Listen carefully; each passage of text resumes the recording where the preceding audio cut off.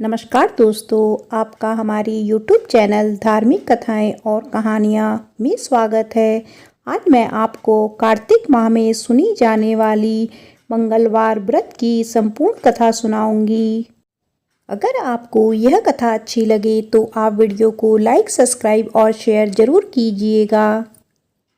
व्यास जी ने कहा, एक बार नैमिषारण्य तीर्थ में 80,000 मुनि एकत्र होकर पुराणों के ज्ञाता श्री सूत जी से पूछने लगे, हे महामुनि, आपने हमें अनेक पुराणों की कथाएं सुनाई हैं।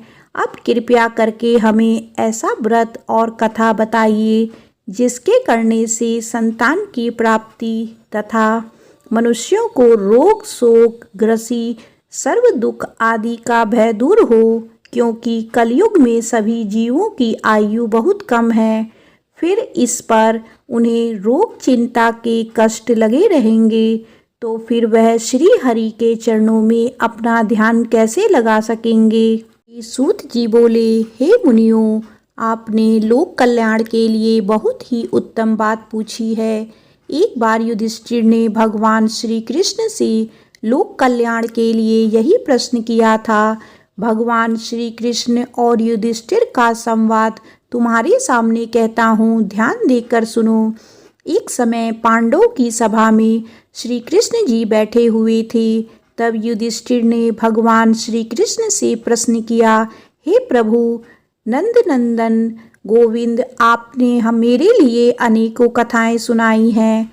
आज आप कृपया करके ऐसा व्रत या कथा सुनाएं जिसके करने से मनुष्य को रोग चिंता का भय समाप्त हो और उनके पुत्र की प्राप्ति हो।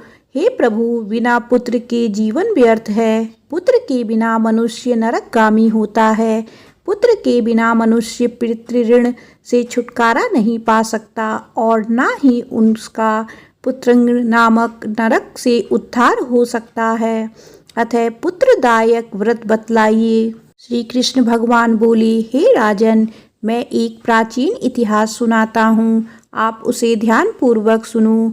कुंडलपुर नामक एक नगर था। उसमें नंदा नामक एक ब्राह्मण रहता था।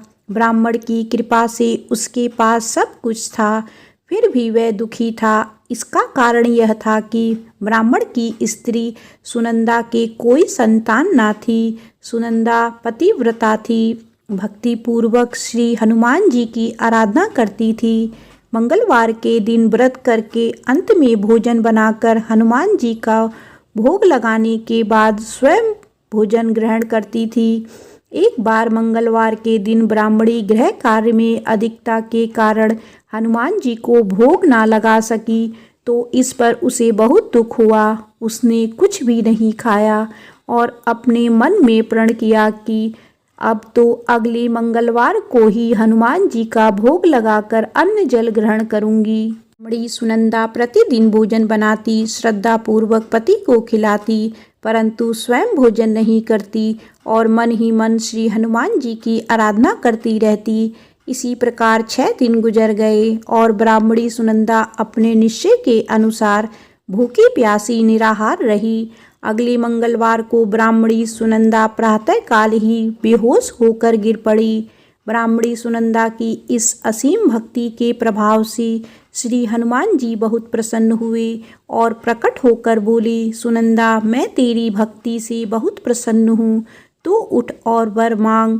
सुनंदा अपने आराध्य देव श्री हनुमान जी को देखकर आनंद की अधिकता से विह्वल हो श्री हनुमान जी के चरणों में गिरकर बोली, हे प्रभु, मेरी कोई संतान नहीं है, कृपया करके मुझे संतान प्राप्ति का आशीर्वाद दे, आपकी अति कृपा होगी। श्री महावीर जी बोले, तेरी इच्छा पूर्ण होगी, तेरी एक कन्या पैदा होगी, उसके अष्टांग प्रतिदिन सोना दिया करेंगे। इस प्रकार कहकर श्री महावीर जी अंतर्ध्यान हो गए। ब्राह्मणी सुनंदा बहुत हर्षित हुई और सभी समाचार अपने पति से कहा। ब्राह्मण देव कन्या का वर सुनकर कुछ दुखी हुए, परंतु सोना मिलने की बात सुनी तो बहुत प्रसन्न हुए। विचार किया कि ऐसी कन्या के साथ मेरी निर्धनता भी समाप्त हो जाएगी। श्री हनुमान जी की कृपा से वह ब्राह्मणी गर्भवती हुई और 10वें महीने में उसे बहुत ही सुंदर पुत्री प्राप्त हुई। यह बच्ची अपने पिता के घर में ठीक उसी तरह बढ़ने लगी जिस प्रकार शुक्ल पक्ष का चंद्रमा बढ़ता है। 10वें दिन ब्राह्मण ने उस बालिका का नामकरण संस्कार कराया। उसके कुल पुरोहित ने उस बालिका का नाम रत्नावली रखा, क्योंकि यह कन्या सोना प्रदान किया करती थी।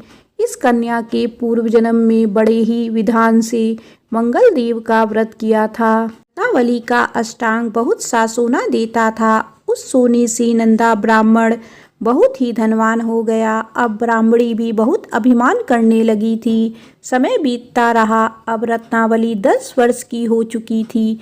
एक दिन जब नंदा ब्राह्मण प्रसन्नचित्त था, तब सुनंदा ने अपने पति से कहा, मेरी पुत्री रत्नावली विवाह के योग्य हो गई है, अतः आप कोई सुंदर तथा योग्य वर देखकर इसका विवाह कर दे।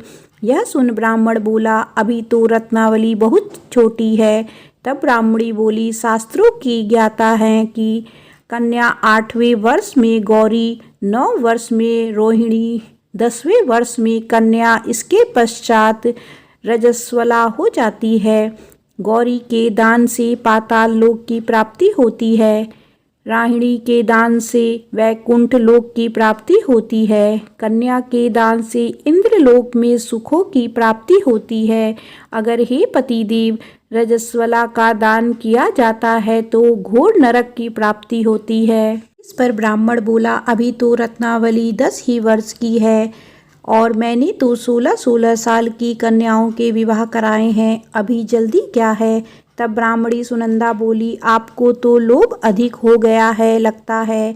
शास्त्रों में कहा गया है कि माता पिता और बड़ा भाई रजस्वला कन्या को देखते हैं तो वह अवश्य ही नरकगामी होते हैं। ब्राह्मण बोला, अच्छी बात है, कल मैं अवश्य ही योग्य वर की तलाश में अपना दूत भेजूंगा। दूसरे दिन ब्राह्मण ने अपने दूत को बुलाया और आज्ञा दी कि जैसी सुंदर मेरी कन्या है वैसे ही सुंदर वर उसके लिए तलाश करो। दूत अपने स्वामी की आज्ञा पाकर निकल पड़ा। पंपई नगर में उसने एक सुंदर लड़के को देखा। यह बालक एक ब्राह्मण परिवार का बहुत गुणवान पुत्र था। इसका नाम सोमेश्वर था। दूत ने इस सुंदर व गुणवान ब्राह्मण पुत्र के बारे में अपने स्वामी को पूर्ण विवरण दिया। ब्राह्मण नंदा को भी सोमेश्वर अच्छा लगा और शुभ मुहूर्त में विधि पूर्वक कन्यादान करके ब्राह्मण ब्राह्मणी संतुष्ट हुए। परंतु ब्राह्मण के मन में तो लोभ समाया हुआ था। उसने कन्यादान तो कर दिया था, पर वह बहुत खिन्न भी था। उसने विचार किया कि रत्नावली तो अब चली जाएगी और मुझे इससे जो सोना मिलता था अब वह में नहीं मिलेगा। मेरे पास जो धन था कुछ तो इसके विवाह में खर्च हो गया और जो शेष बचा है वह भी कुछ दिनों पश्चात समाप्त हो जाएगा। मैंने तो इसका विवाह करके बहुत बड़ी भूल कर दी है। अब ऐसा कोई उपाय हो कि रत्नावली मेरे घर में ही बनी रहे, अपनी ससुराल ना जावे। लोभ रूपी राक्षस ब्राह्मण के मस्तिष्क पर छाया जा रहा था। रात भर अपनी शैया पर बेचैनी से करवटें बदलते बदलते उसने एक बहुत ही क्रूर निर्णय लिया। उसने विचार किया कि जब रत्नावली को लेकर उसका पति सोमेश्वर अपने घर के लिए जाएगा तो वह मार्ग में छिपकर सोमेश्वर का वध कर देगा और अपनी लड़की को अपने घर ले आवेगा, जिससे नियमित रूप से उसे सोना भी मिलता रहेगा और समाज का कोई मनुष्य उसे दोष भी नहीं दे सकेगा। प्रातः काल हुआ तो नंदा और सुनंदा ने अपने जमाई तथा लड़की को बहुत सा धन देकर विदा किया। सोमेश्वर अपनी पत्नी रत्नावली को लेकर ससुराल से अपने घर की तरफ चल दिया। ब्राह्मण नंदा महालोभ के वशीभूत हो अपनी मति खो चुका था। पाप पुण्य को उसे विचार ना रहा था। अपने भयानक व क्रूर निर्णय को कार्य रूप देने के लिए उसने अपने दूत को मार्ग में अपनी जमाई का वध करने के लिए भेज दिया था, ताकि रत्नावली से प्राप्त होने वाला सोना उसे हमेशा मिलता रहे और वो कभी निर्धन ना हो। ब्राह्मण के दूत ने अपने स्वामी की आज्ञा का पालन करते हुए उसने जमाई सोमेश्वर का मार्ग में ही वध कर दिया। ब्राह्मण नंदा अपनी पुत्री रत्नावली के वचनों को सुनकर बहुत दुखी हुआ, विचार करने लगा, मैंने व्यर्थ ही जमाई वध का पाप अपने सिर लिया। रत्नावली तो उसके पीछे अपने प्राण तक देने को तैयार है। मेरा तो दोनों तरफ से मरण हो गया, धन तो अब मिलेगा नहीं। जमाई वध के पाप के फलस्वरूप यम यातना भी भुगतनी पड़ेगी। यह सोचकर वह बहुत ही विचित्र हुआ। सोमेश्वर की चिता बनाई गई। रत्नावली सती होने की इच्छा से अपने पति का सिर अपनी गोद में रखकर चिता में बैठ गई। जैसे ही सोमेश्वर की चिता को अग्नि लगाई गई, वैसे ही प्रसन्न हो मंगल देव वहाँ प्रकट हुए और बोले, हे रत्नावली, मैं तेरी पति भक्ति से बहुत प्रसन्न हूँ, तू वर मांग। रत्नावली ने अपने पति का जीवन दान मांगा। तब मंगल देव बोले, रत्नावली, तेरा पति अजर अमर है, यह महाविद्वान भी होगा और इसके अतिरिक्त तेरी जो इच्छा हो वर मांग। तब रत्नावली बोली, हे ग्रहों के स्वामी, यदि आप मुझ पर प्रसन्न हैं तो मुझे यह वरदान दीजिए कि जो भी मनुष्य मंगलवार के दिन प्रातःकाल लाल पुष्प लाल चंदन से पूजा करके आपका स्मरण करे, उसको रोग व्याधि ना हो, स्वजनों का कभी वियोग ना हो, सर्प अग्नि तथा शत्रुओं का भय ना हो। जो स्त्री मंगलवार का व्रत करे वह कभी विधवा ना हो। मंगल देव तथा अस्तु कहकर अंतर ध्यान हो गए। सोमेश्वर मंगल देव की कृपा से जीवित हो उठा। रत्नावली अपने पति को पुनः प्राप्त कर बहुत प्रसन्न हुई और मंगल देव का व्रत प्रत्येक मंगलवार को करके व्रतराज और मंगल देव की कृपा से इस लोक में सुख ऐश्वर्य को भोगते हुए अंत में अपने पति के साथ स्वर्ग लोक को चली गई। आइए सुनते हैं मंगलवार व्रत की एक और पौराणिक कथा। एक ब्राह्मण दंपति के कोई संतान ना हुई थी, जिसके कारण पति पत्नी दुखी थे। वह ब्राह्मण हनुमान जी की पूजा हेतु वन में चला गया। वह पूजा के साथ महावीर जी से एक पुत्र की कामना प्रकट किया करता था। घर पर उसकी पत्नी मंगलवार व्रत पुत्र की प्राप्ति के लिए किया करती थी। मंगल के दिन व्रत के अंत में भोजन बनाकर हनुमान जी को भोग लगाने के बाद स्वयं भोजन ग्रहण करती थी। एक बार कोई व्रत आ गया जिसके कारण ब्राह्मणी भोजन ना बना सकी। तब हनुमान जी को भोग भी नहीं लगा। वह अपने मन में ऐसा प्रण करके सो गई कि अगले मंगलवार को हनुमान जी को भोग लगाकर अन्न ग्रहण करूंगी। वह भूखी प्यासी 6 दिन तक पड़ी रही। मंगलवार के दिन तो उसे मूर्छा आ गई। तब वह हनुमान जी उसकी लगन और निष्ठा को देख अति प्रसन्न हो गए। उन्होंने उसे दर्शन दिए और कहा, मैं तुमसे अति प्रसन्न हूँ। मैं तुमको एक सुंदर बालक देता हूँ जो तेरी बहुत सेवा किया करेगा। हनुमान जी मंगलवार को बाल रूप में उसको दर्शन देकर अंतर ध्यान हो गए। सुंदर बालक पाकर ब्राह्मणी अति प्रसन्न हुई।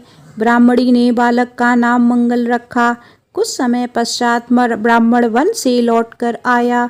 प्रसन्नचित्त सुंदर बालक घर में कीड़ा करते देखकर वह ब्राह्मण पत्नी से बोला, यह बालक कौन है? पत्नी ने कहा, मंगलवार के व्रत से प्रसन्न हो हनुमान जी ने दर्शन दे मुझे बालक दिया है।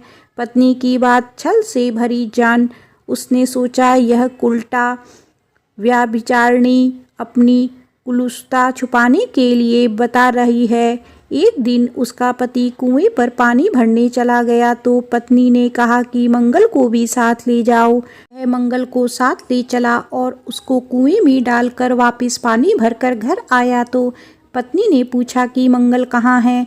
तभी मंगल मुस्कुराता हुआ घर आ गया। उसको देख ब्राह्मण आश्चर्यचकित हुआ। रात्रि में उसके पति से हनुमान जी ने स्वप्न में कहा, यह बालक मैंने दिया है, तुम पत्नी को उल्टा क्यों कहते हो? पति यह जानकर हर्ष हुआ। फिर पति पत्नी मंगल का व्रत रखकर अपनी जीवन आनंद पूर्वक व्यतीत करने लगे। जो मनुष्य मंगलवार व्रत कथा को पढ़ता या सुनता है और नियम से व्रत रखता है, उसके हनुमान जी की कृपा से सब कष्ट दूर होकर सर्व सुख प्राप्त होता है। बोलिए बजरंगबली की जय। पवन पुत्र हनुमान की जय। संकट मोचन बजरंगबली की जय।